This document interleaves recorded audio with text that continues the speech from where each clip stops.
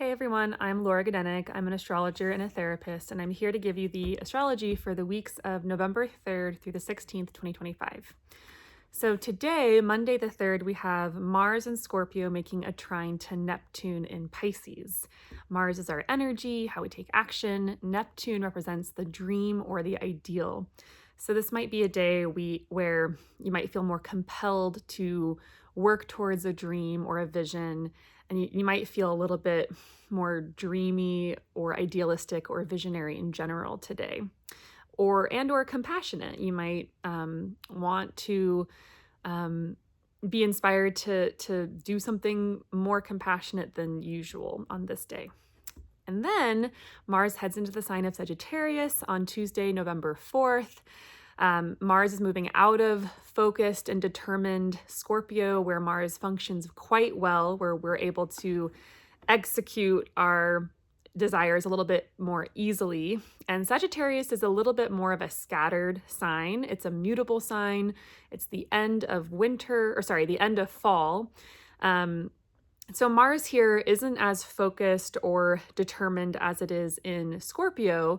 Mars in Sagittarius has our energy being more geared towards things like having fun, philosophizing, or arguing for the sake of banter. Maybe doing more sports or focusing on adventure. Where do I want to travel? Where do I want to go? Where do I want to travel in my mind? Maybe spirituality.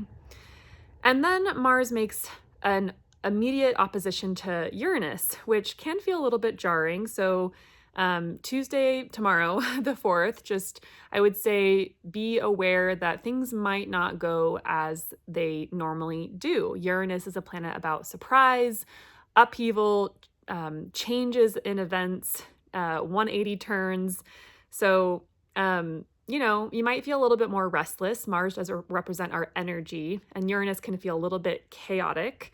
But also, at its best, this transit can help us to act in new ways and try new things that we wouldn't normally try.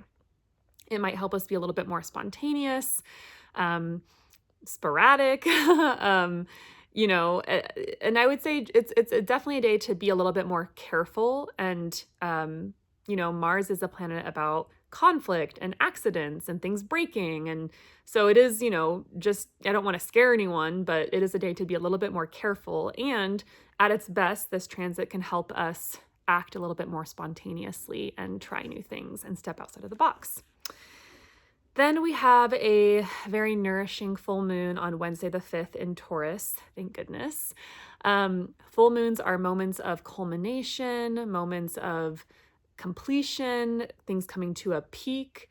And a full moon in Taurus is going to have us wanting to be really cozy and comfortable and focus on the pleasures in life, the pleasures of the body, things like massage, good food, good wine, good company. So it's a good day to do more of those cozy, comforting activities, those chill, pleasurable vibes, whatever that is for you.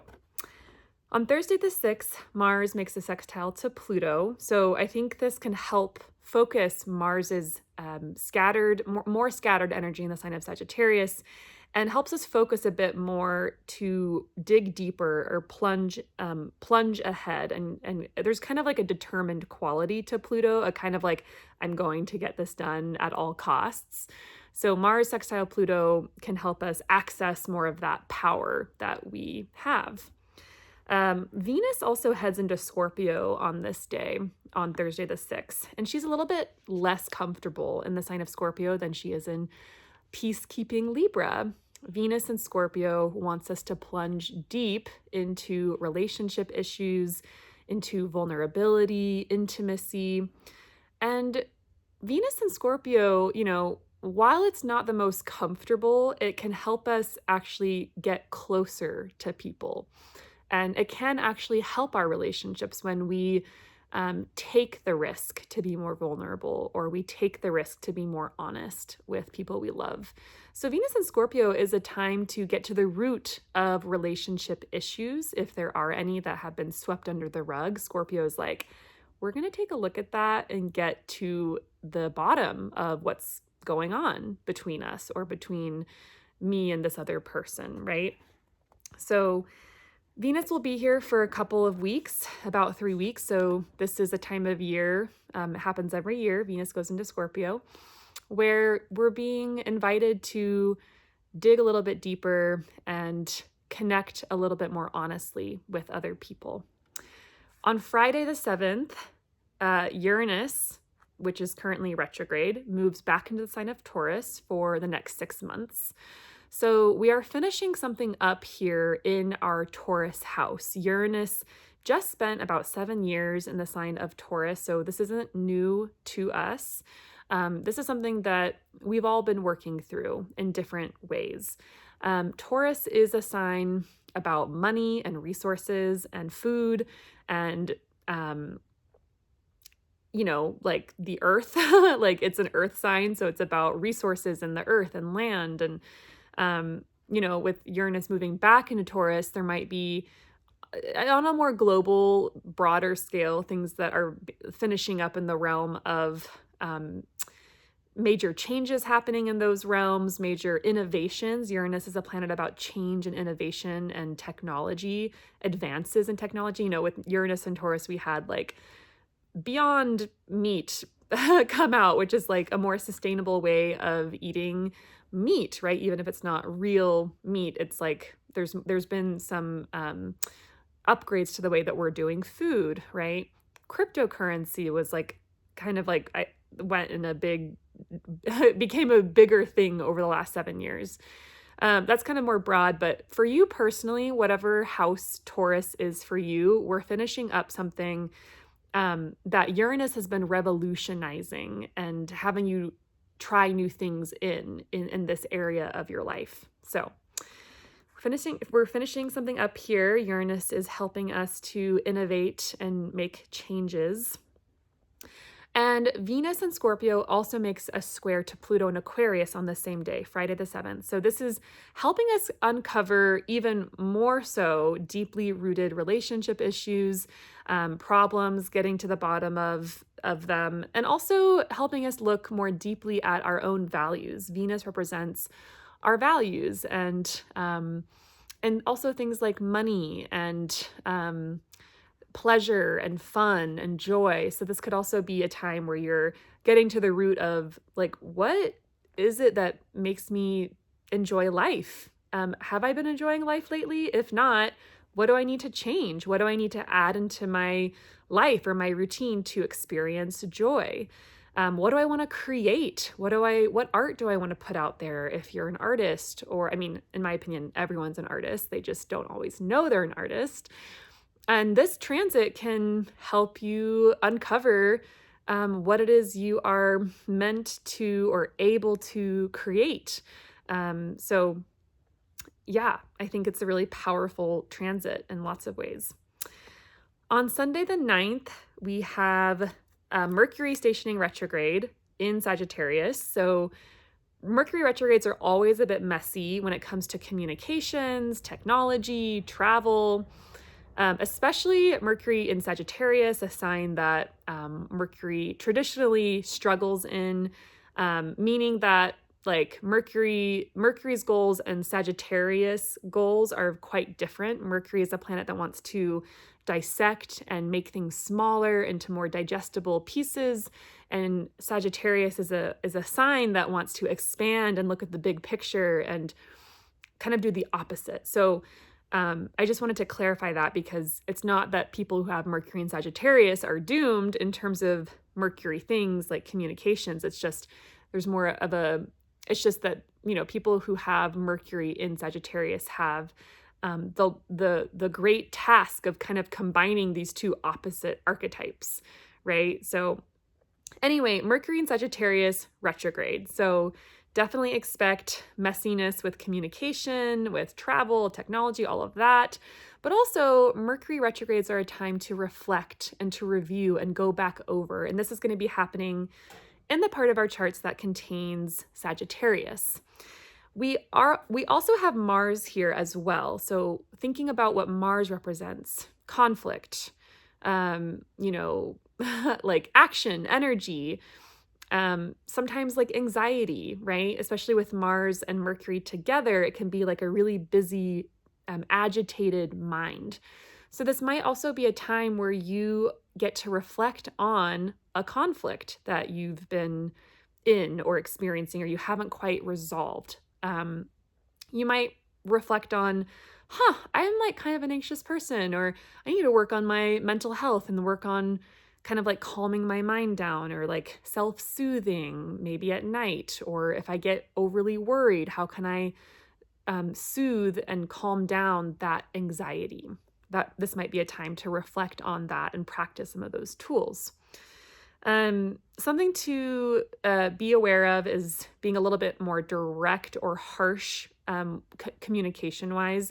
Mercury in Sagittarius is already pretty truthful and honest, and Mars can kind of enhance that quality of being very direct. And so it's not the softest energy, which can be positive and can be challenging, right? So, if you're someone who struggles to say what they need to say or speak up for yourself, this could be really positive. If you're someone who's already good at that, then maybe not so much, right? Mercury's going to eventually retrograde back into Scorpio. And so, this Mercury retrograde will tie together the topics of your Sagittarius house and your Scorpio house. So you're going to be reviewing and reflecting over these two houses together over the next several weeks. I believe it's from the 9th through the 18th or 19th of November that Mercury is specifically retrograde in Sagittarius. So that time period might be kind of the messiest, just to consider that. So give yourself extra time to get places, to respond to messages, give other people extra time and the benefit of the doubt.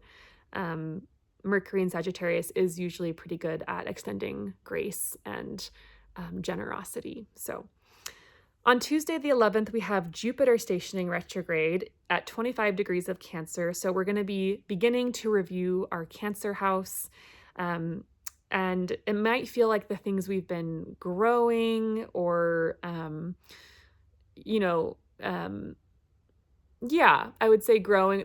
There might be a sense of like, this is being put on hold for now, or I need to think about this. Am I really moving in the direction I want to be moving in? So that's happening on the 11th. And then on Wednesday, November 12th, we have Mercury and Mars making a conjunction in Sagittarius. So this might be a day that feels a little bit extra messy, potentially volatile, potentially really confusing. If there is, I could see this going, two ways. At the worst end of this could be really messy in communications, and there might be misunderstandings and arguments and kind of like anger spurting out. And you might misinterpret someone's actions a certain way and then get hurt. And that's kind of like at its worst. So once again, really important to give yourself and others more grace at this time. On the other hand, this could be a day where you gain a lot of clarity around past conflicts and how to communicate Mercury about these conflicts, how to express yourself, how to understand the other person's perspective, how to communicate your perspective, and maybe even come to bigger principles or philosophies on how to handle conflicts in general. I mean, this is in the sign of Sagittarius, a sign very much so about principles and philosophy in life. So this would be, potentially a day to look into the book Nonviolent Communication by Marshall Rosenberg, for instance.